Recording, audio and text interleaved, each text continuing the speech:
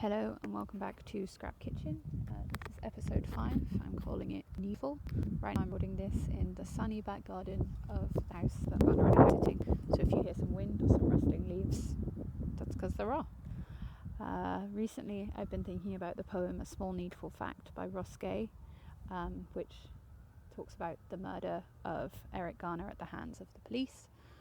And it's come up, it popped into my psyche before I remembered that I'd actually seen Gay recently at the University of Ann Arbor. He was doing a speech, a talk.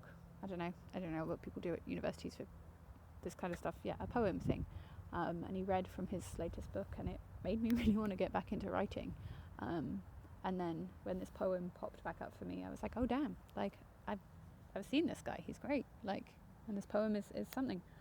The poem itself is very mournful, quite hesitant, but also with a hint of hopefulness, and that is the feeling that I'm feeling at the moment.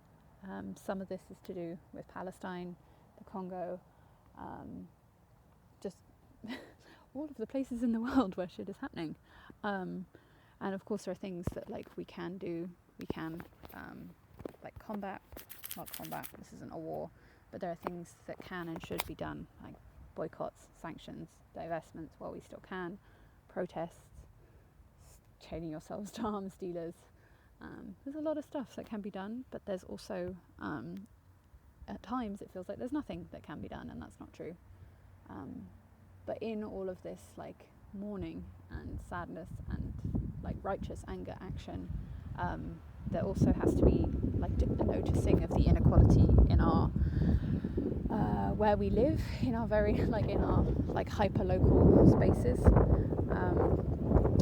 We need to be thinking about the people who face injustice in our daily lives, and by freeing them we can also free Palestine, free ourselves, but we also should chain ourselves to arms dealers.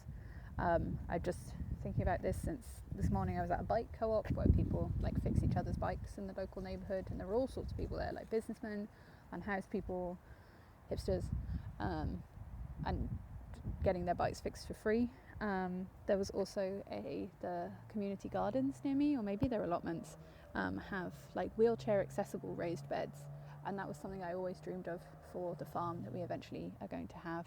And then I saw it in action before I even got to dream it up or have to figure it out, and it's really wonderful to see something in action that you had thought about and be people are doing this already. I don't have to wait until I have my own land for this to be a thing.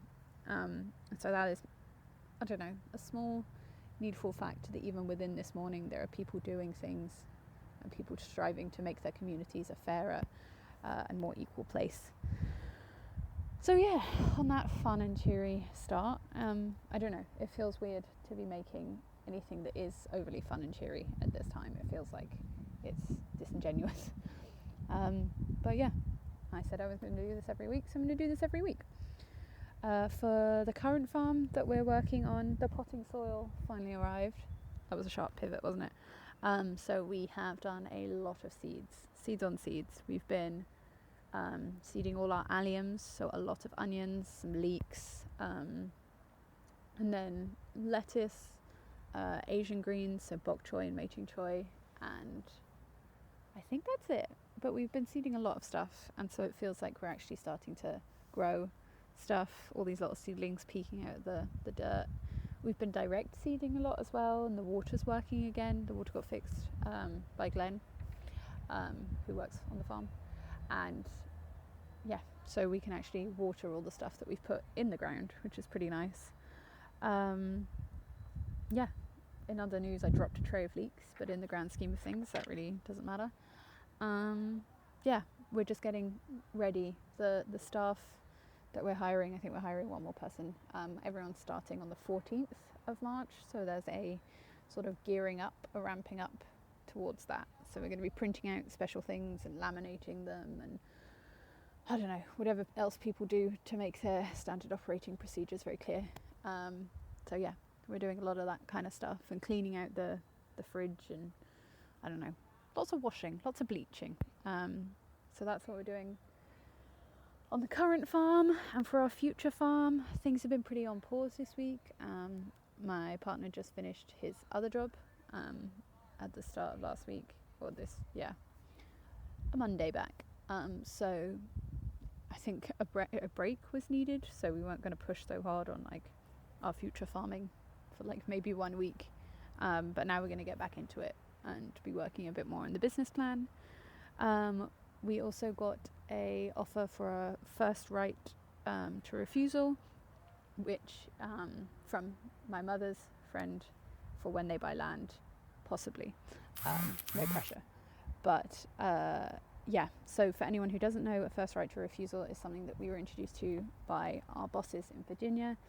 They have in their will a first right to refusal, which means that their farm, should something happen to them, hopefully not, touch wood, the people that they put in on their first right to refusal have the first chance to buy the farm, and that means they have the first right to say no to buying the farm, and then after that it goes to everyone else. So to be offered the first right to refusal is to be offered the chance to say no first. Kind of what it says on the tin, but that's a really like wonderful thing to be offered, so thank you. We're still going to be applying for the land match scheme, and like that's a very far away like land offer, so as in the future, so it's not, we will still be working on other things, but it's like nice to know. And what we're going to be working on is a business plan and eventually the visa, but I think the visa is going to wait a little bit. I think we're going to get a little further ahead on the business plan, send out the visa, get back some land offers. I mean, obviously that's not necessarily what's going to happen, but that's the dream. So that's what we're up to right now. I don't know. It feels like it's been quite a long week, but not a bad one. But in some ways a bad one. I hope there is sunshine wherever you are that is listening to this. See you next week.